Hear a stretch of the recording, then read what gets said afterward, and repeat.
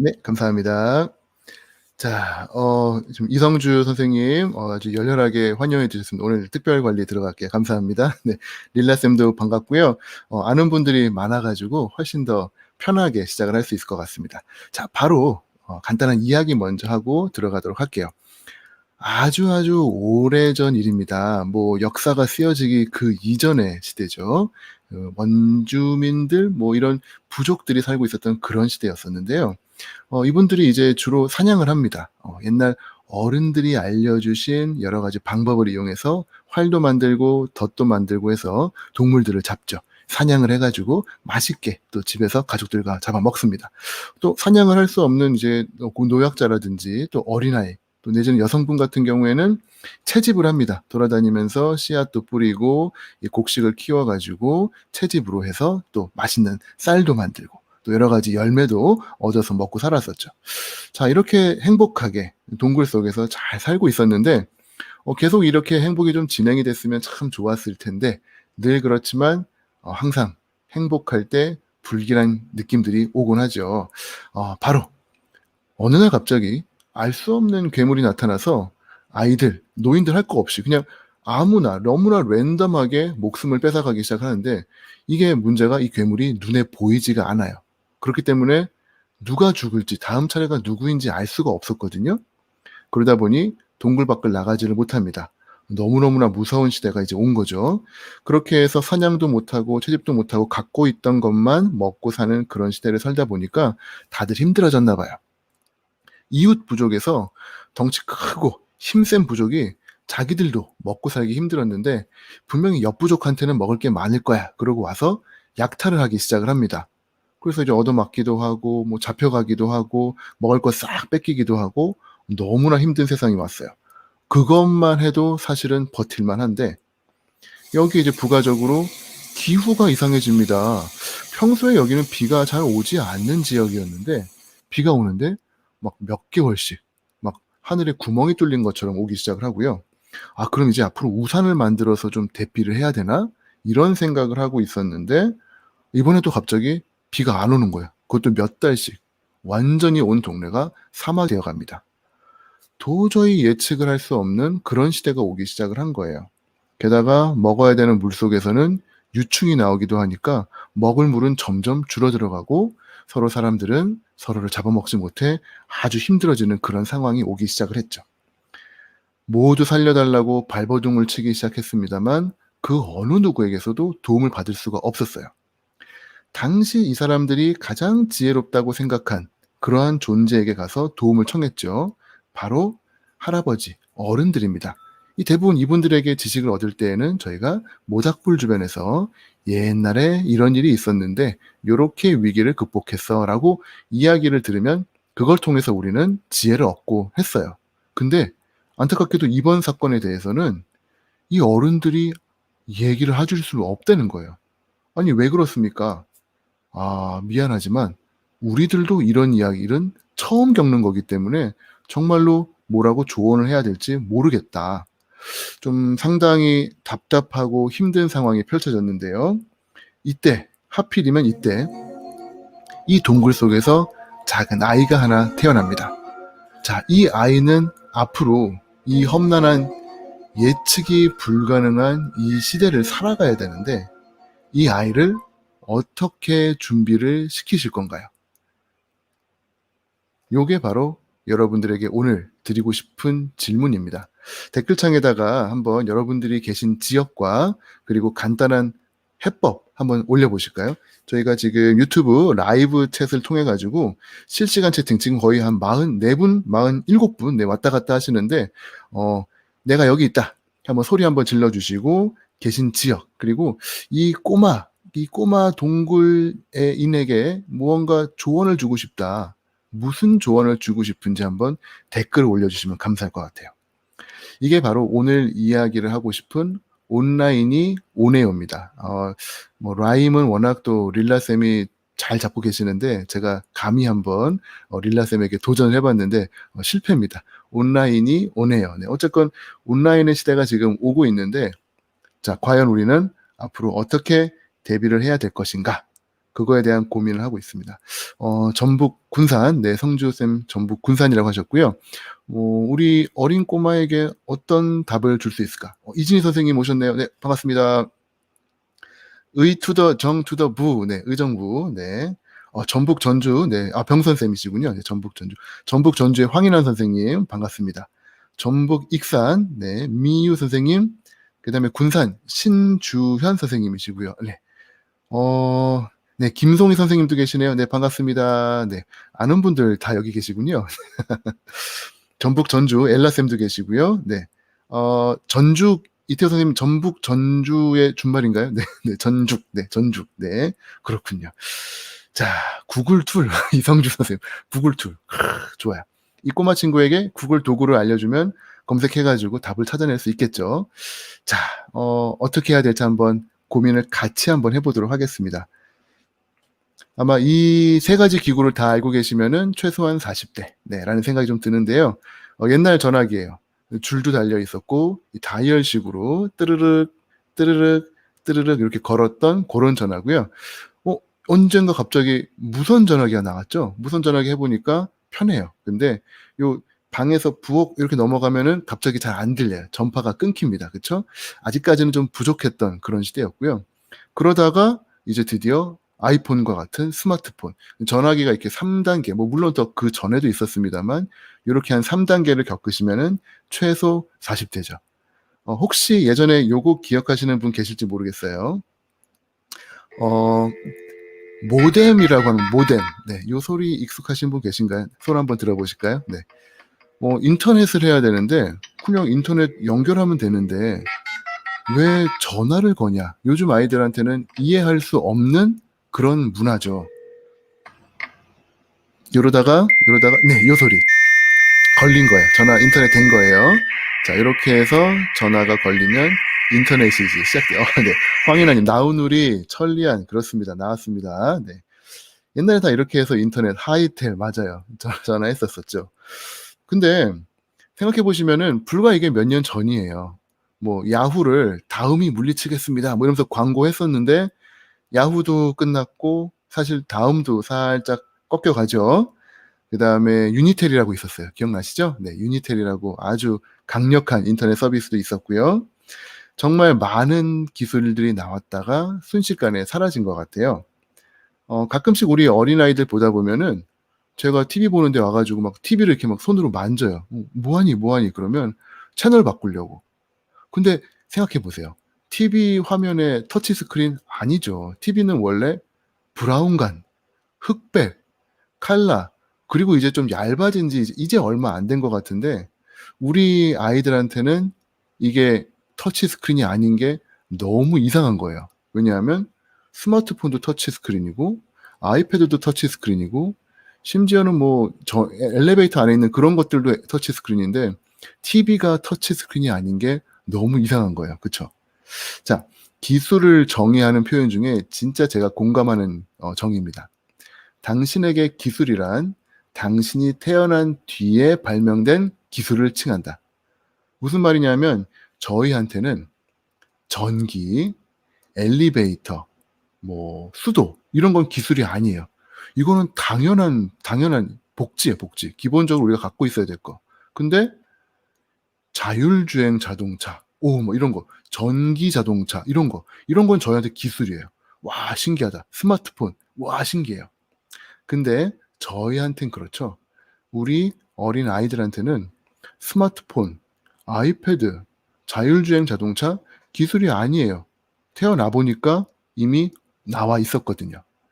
이러한 기술의 변천사가 워낙 빠르다 보니까 짧은 세대 사이에도 갭이 생기기 시작을 한다는 겁니다. 다들 교과서에서 기술 시간에 배우셨죠? 애니악, 탄도를 계산하기 위해서 만들었는데 이 컴퓨터가 크기가 방만 합니다.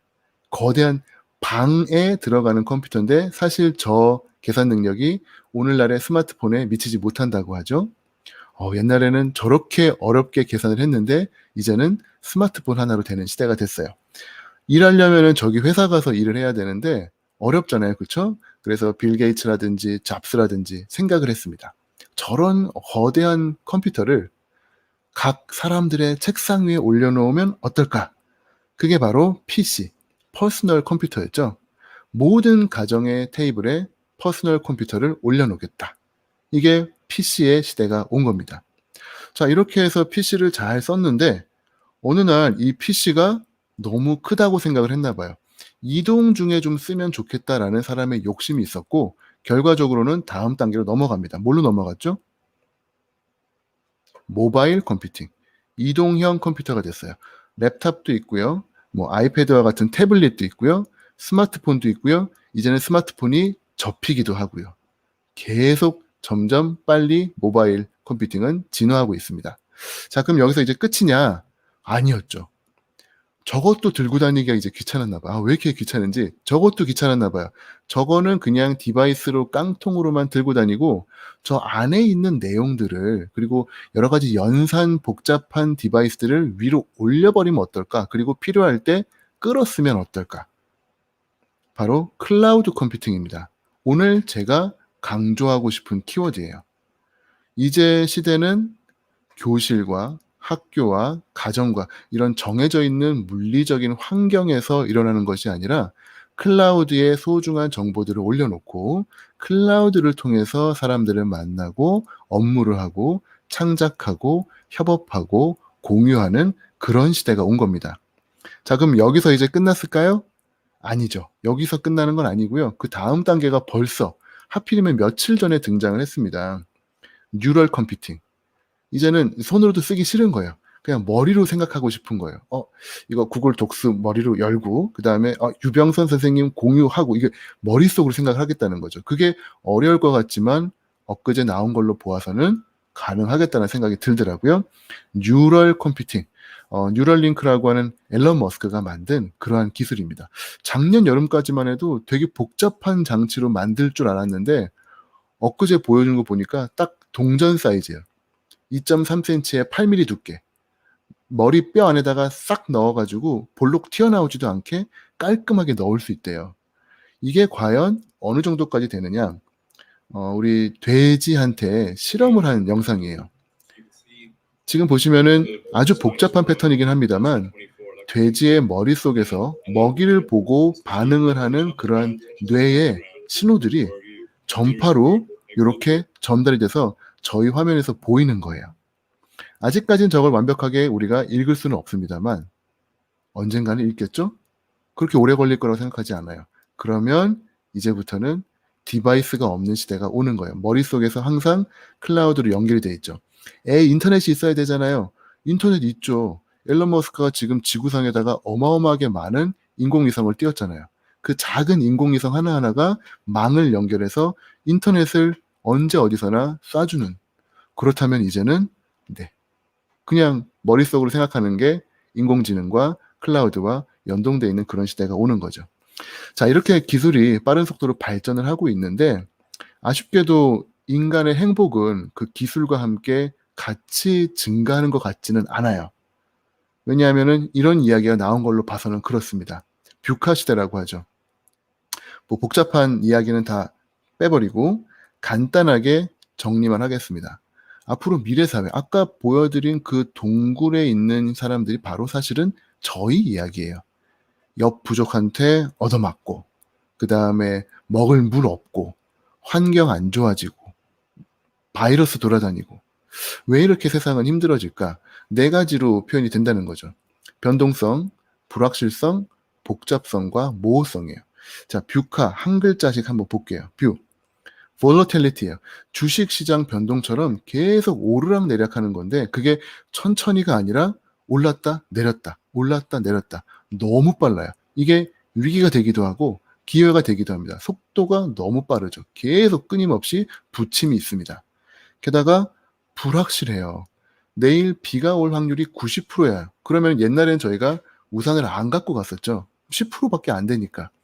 하지만 그 10%가 어마어마한 폭우가 될 수도 있고 그 비 때문에 난리가 나가지고 뭐 집에 오지도 못한 일이 생길 수 있는 거고 그러다 보니까 그 10%의 작은 확률도 이제는 무시할 수가 없는 겁니다.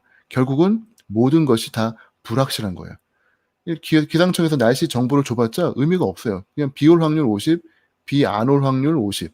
그냥 그 정도밖에는 도움이 안 되는 겁니다. 게다가 세상은 점점 더 복잡해져 가죠. 단적인 예로 남한이랑 북한 예를 들어 볼게요. 남한이랑 북한이랑 싸우는 문제, 남한이랑 북한이랑만 해결하면 참 좋을 텐데 중국 들어오고요. 미국 들어오고요. 일본 들어오고요. 별의별 나라가 다 숟가락 놓으려고 합니다. 복잡하죠? 게다가 정치만으로 해결이 안 돼요. 경제도 있고요. 뭐 문화도 있을 것이고 뭐 환경도 있을 것이고 또 인권도 있고 고려해야 될 게 한두 가지가 아닙니다. 문제 해결하기가 너무 복잡해요. 그리고 모호성. 옛날에 드라마나 영화 보면 악인 있고 선인 명확했었죠. 주인공이 악당 해치우면 끝나는 영화였는데 요즘 영화들 보면은 모호해요. 분명히 악당으로 나왔는데 나중에 막 짠하게 착해지기도 하고 분명히 저 사람은 착한 사람인데 하는 짓 보면 너무 악랄해요. 모호성. 옛날처럼 명확하게 구별하기가 어려워지는 그런 시대가 오는 겁니다. 기술의 발전과 무관하게 복잡한 세상이 자꾸 오고는 거예요. 자, 이런 뷰카 시대에 어떻게 그럼 우리 아까 꼬마 어린아이를 대비시킬 것인가? 정답은 아닐 수 있습니다만 이 IFTF라고 하는 연구소의 선임 펠로우이신 로버트 조한스 선생님이 제안을 한 말이에요. 뷰카 시대에 맞게 뷰카 프라임을 기르자. 이게 뭐냐? 결과적으로는 프레자일에 대해서 싸우는 애자일한 전략이라고 표현이 되어 있는데 그 내용이 딱 네 가지입니다. 외우기 편해요. 비전, 언더스탠딩, 클래리티, 애질리티. 우리 꼬마 아이한테 요 네 가지를 주자는 거죠. 비전, 상황을 판단합니다. 미래에 대한 통찰을 갖고 나침판으로 나는 북으로 갈 거다라고 동기부여를 하자는 거예요. 물론 가다 보면은 뭐 약간은 방향을 틀어야 될 수도 있을 겁니다만 비전이 있으면은 그쪽 방향으로 갈 수가 있겠죠. 두 번째는 언더스탠딩입니다. 왜 이런 일이 자꾸 생길까? 왜 사회가 이렇게 복잡해져 갈까? 불편하죠. 마음속으로 매우 불편한데 앞으로 미래 세대에는 이러한 불편함이 편해져야 된다고 해요. 왜냐하면 계속 더 심해질 거니까. 그리고 명확함. 앞으로는 정말 복잡하고 모호한 세상이기 때문에 가장 중요한 것이 무엇인지 보는 본질을 꿰뚫는 명확성을 찾는 능력이 몹시 중요해질 거라고 이야기를 합니다. 그리고 마지막으로 가장 강조하는 거 애질리티, 애자일한 방법. 북쪽으로 가기로 했어요. 배를 타고 가는데 거대한 빙산이 나왔습니다. 그러면 뚫고 가야 될까요? 물론 뭐 뚫고 가시는 분도 있겠습니다만 피해갈 수 있으면 피해 가야죠. 서쪽으로, 동쪽으로. 때로는 남쪽으로 살짝 좀 가서라도 기민하게 빨리 움직일 수 있는 애질리티. 앞으로 미래 사회에는 그러한 애질리티가 필요하지 않겠나라고 하면서 요 네 가지 뷰카 프라임을 제안을 하고 있습니다.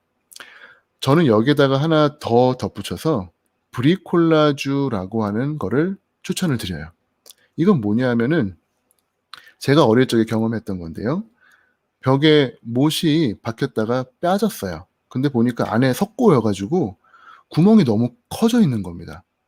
제가 갖고 있는 못은 더 두꺼운 못이 없어요. 근데 꼭 저는 저 구멍에 다시 못을 넣고 싶어요. 어떻게 해야 될까요? 너무 속상하죠. 뭐 여러 가지 아까 말한 뷰카랑 비슷한 상황입니다. 자, 이거를 어떻게 헤쳐나갈까 고민하고 있었는데 저희 아버지가 오시더니 성냥개비 몇 개를 안에다가 막 넣으시는 거예요. 그다음에 그 안에다가 나사를 돌려서 넣으니까 놀랍게도 꽉 고정이 돼요. 전혀 생각 못했던 용도 변경을 통해 가지고 문제를 해결했던 거죠. 브리콜라주는 엄밀하게 말하면은 손재주 내지는 수리라고 하는 사전적 의미를 갖고 있는 프랑스어예요. 근데 이거를 레비스트로스라고 하는 사람이 야생의 사고, 아까 그 원주민 이야기입니다. 이 부족 사회의 이 지적 활동에 궁극의 위에 있는 그 존재는 어떤 존재인가를 이야기하면서 브리콜라주라고 하는 용어를 처음으로 사용을 했었거든요. 제 생각에는 앞으로 미래 사회에서 여러 가지 문제가 우리 아이들에게 닥칠 건데 이 네 가지 뷰카 프라임에 더해서 브리콜라주 정신으로 뚝딱뚝딱 수리하면서 용도 변경해 가면서 유연하게 적용하는 능력까지 주어진다면 얼마나 아이들에게 큰 힘이 될까 그런 생각을 해봤습니다. 자, 온라인 수업이 또다시 진행이 됐어요. 얼마 전에 이제 1학기 때 EBS 이제 했더니 EB 하다가 로딩이 멈춰 버렸죠. 네, 더 이상 진행이 안 되더라고요. 요번 학기 보니까 조금 더 나아졌어요. 이제 EBS에서 강의 영상들이 이제 나오기 시작을 합니다. 그리고 줌으로 해 가지고 이제 아이들과 소통하는 활동들 훨씬 더 많아졌고요. 이제는 뭐 실제로 교과서를 갖다 놓고 판서를 하시거나 직접 옆에다가 앉혀 놓고 설명하시는 것처럼 정말 다양한 수업 방법들이 많이 등장을 한 거를 제가 봤습니다. 제가 제일 좋아하는 말이에요. 마셜 맥루언이라고 하는 미디어 학자가 남긴 말인데요. "사람은 도구를 만들고 도구는 사람을 만든다."라는 이야기가 있습니다. 저희가 갖고 있는 수많은 디지털 도구들을 잘 활용을 한다면은 그걸 통해서 우리도 상당히 많은 유연한 사고를 배울 수 있지 않을까, 그렇게 저는 생각을 해요. 가장 좋은 예가 줌이죠. 뭐 보안의 문제도 있었고 뭐 중국을 통한다는 그런 문제도 있었습니다만 결과적으로는 사용해 보니까 편해요. 그래서 많은 분들이 줌으로 회의를 하기 시작을 했습니다. X세대, Y세대 그리고 Z세대로 이어지는데 Z세대를 Z가 G가 뭘 의미하는지 다들 고민을 했었는데 얼마 전에 다들 해결됐다고 좋아하시더라고요. 저 G가 바로 줌의 G다라는 이야기를 했었는데 뭐 안타까운 사실이기도 합니다만 어쨌건 우리 G세대, Z세대는 결과적으로 줌을 통해서 원격에서 소통하고 클라우드로 작업하는 그러한 세대가 된 것 같아요. 다행히도 이러한 세대에는 우리 한국인이 가장 최적화가 돼 있다는 기쁜 소식을 알려드리고 싶습니다. 저희는 이미 수백 년의 역사를 통해서 이 줌을 잘 써오고 있어요. 항상 우리가 외쳤었죠. 줌을 쓰는 사람들 저희가 줌어라고 외쳤는데 국밥집 가 가지고 뭐라고 했었죠? "줌어, 줌어." 그래서 서로서로 "우리는 줌을 하는 사람이다."라고 외쳤던 걸 보면은 확실히 우리 대한민국 사람들은 줌을 잘 쓸 수밖에 없는 것 같아요. 자, 어쨌건 줌과 같은 좋은 도구를 잘 써서 온라인상에서 우리 친구들 잘 즐겁게 소통하면 좋은데 문제는 이제 이거예요. 벌써 이제 두 번째 학기 넘어가거든요. 자, 여러분 줌 펼까요? 교과서 펼자는 얘기랑 똑같아요. "자, 여러분 교과서 필까요?" 그럼 애들이 뭐라 그래요? "에." 이러죠. 이제 지겨운 거예요. 그냥 내용이 문제가 아니라 그 교과서가 지겨운 거예요. 그 교과서를 바꾸자는 거죠. 맨날 똑같은 식당에서 같이 만나는 것보다 좀 다양한 데서 분위기를 좀 바꿔가면서 만나면은 온라인 소통이 쪼끔 더 재밌어지지 않겠냐. 그리고 온라인 도구도 다 장단점이 있어요. 그거를 다양하게 써본 친구들은 분명 유저 인터페이스를 어떻게 만드는 것이 좋은지에 대한 노하우 생길 겁니다. 그러한 교육은 커리큘럼에 없지만 우리가 손쉽게 플랫폼을 다양하게 써 봄으로써 아이들 몸에 젖어 들어가요. 다양하게 써 보니까 '나는 이게 편해. 걔는 그게 좋지만 이건 단점이잖아. 난 이걸 써.' 이러면서 꽤 심도 있는 토론도 가능할 거예요. 오늘 간단하게 정리해 봤습니다. 줌을 대체할 만한 도구들, 뭐 마이크로소프트 팀즈 써 보시면 아시겠지만 깔끔해요. 약간 좀 부족한 부분도 있을 수는 있습니다만 접근도도 편하고요. 이미 또 MS를 쓰고 계신 분들이 많으시기 때문에 유용하게 사용하실 수 있을 것 같고요. 시스코라고 하는 상당히 큰 대기업에서 만들어서 가장 안정적이다. 인터넷 속도라든지 이런 것들이 가장 안정적이다라고 알려져 있는 웹엑스라고 하는 것도 있습니다. 또 많은 회사에서 사용을 하고 계시는 고투미팅. 요거는 좀 딱딱한 느낌도 좀 들긴 하는데요. 워낙 대기업들이 많이 사용을 하고 있기 때문에 회사에 쓰시는 분들은 고투미팅이랑 아주 친숙하게 적용이 되어 있는 거를 아실 수 있고요. 그 외에 소규모 스타트업들도 정말 많은 화상 회의 도구들을 내놨습니다. 블루진스라고 하는 것도 있고요. 어 한국에서는 구름이라고 해서 아마 온라인으로 독서실 만드는 거 아마 아시겠죠? 다들 이미 학생들 하고 있는 선생님도 계실 것 같은데 온라인상에서 자기 공부하는 거를 찍어 가지고 한 방에다 모아서 서로 배우면서 경쟁하면서 배우는 온라인 독서실, 바로 그 구름이에서 만든 화상 회의입니다. 상당히 서비스도 빠르고 꽤 안정적으로 쓸 수 있고요. 공격적으로 또 지금 개발을 하고 있는 걸로 알고 있어요. 국내 제품 쓰고 싶으신 분들은 요거 한번 써 보시면 좋을 것 같고요. 나는 보안 그리고 심플한 게 좋아 하시는 분들은 노르웨이에서 만들어진 북유럽 스타일의 흔히 이케아 같은 느낌의 whereby.com 추천드립니다. 4명까지 하시는 거는 무료고요. 요거는 장점 중에 하나가 여러분의 방 이름을 영원히 만들어 놓으실 수가 있어요. whereby.com/gg 전북 요렇게 만드시면 그냥 그 방이 영원히 갑니다. 그러면 우리 회의에 오면 그냥 그 방으로 들어오시면 돼요. 그래서 고런 또 장점이 있고요. 나는 조금 더 프로그래밍 코딩 같은 걸 잘하는데요 하시는 분들은 GC라고 하는 거 추천드려요. 요거는 오픈 소스예요. 여러분이 여러 가지 기본적인 코딩을 알고 있거나 하시면은 뚝딱뚝딱이 가능합니다. 구글 캘린더랑도 연동하실 수 있고 뭐 각종 마이크로소프트 아웃룩이랑도 연동하실 수 있고 뭐 다양한 확장성을 갖고 있고 무엇보다 이 친구들은 보안, 완벽하게 암호화가 돼 있다는 걸 자랑하고 있습니다. 조금 수준 높으신 분들은 저도 잘 못합니다만 수준 높으신 분들은 GC 한번 추천을 드리는 바입니다. 하지만 어느 정도 시간이 좀 지나고 나면은 결국은 뭐 아무리 도구가 좋아봤자 도구지라는 느낌이 분명히 오실 거예요. 아무리 좋은 플랫폼이라도 해봤자 결국은 사람이거든요. 릴레이션십, 그쵸? 플립이라고 하는 거꾸로 수업을 이제 많은 분들에게 알리고 있는 단체인데요. 거기에서 나온 4가지 기둥입니다. 여기서 Flexible Environment와 Learning Culture, Intentional Content, Professional Educator 요거를 이제 플립의 4대 기둥이라고 표현을 하는데요. 이 중에서 3번째 Intentional Content를 저는 몹시 주목을 하고 있습니다. 환경이나 배우는 학습적인 태도들 그리고 전문적인 교사 이런 거는 이미 우리나라에 많이 안정화가 됐는데요. 인텐셔널 컨텐츠는 전혀 다른 이야기예요. 오프라인의 강의를 가지고 온라인상에 녹화해서 올리면 그건 오프라인 강의예요. 오프라인 이야기를 온라인에서 틀었을 뿐이지 그건 오프라인 강의입니다. 온라인은 온라인 특유의 호흡과 스피드와 그러한 특성들이 있어요. 비주얼적인 부분들, 상호 소통적인 부분들. 따라서 온라인용으로는 인텐셔널 컨텐츠가 다시 새롭게 만들어지셔야 됩니다. 그렇기 때문에 앞으로는 우리가 도구에만 집중할 것이 아니라 그 컨텐츠에도 이제 집중해야 될 시대가 온 거예요. 유튜브 가보시면은 정말 많은 유 선생님들이 도와주실 겁니다. 도구는 뭘 쓰시며 파워포인트는 어떻게 만들 것이며 심리적으로 어떻게 접근할 건지에 대한 고민들 다 하실 수가 있고요.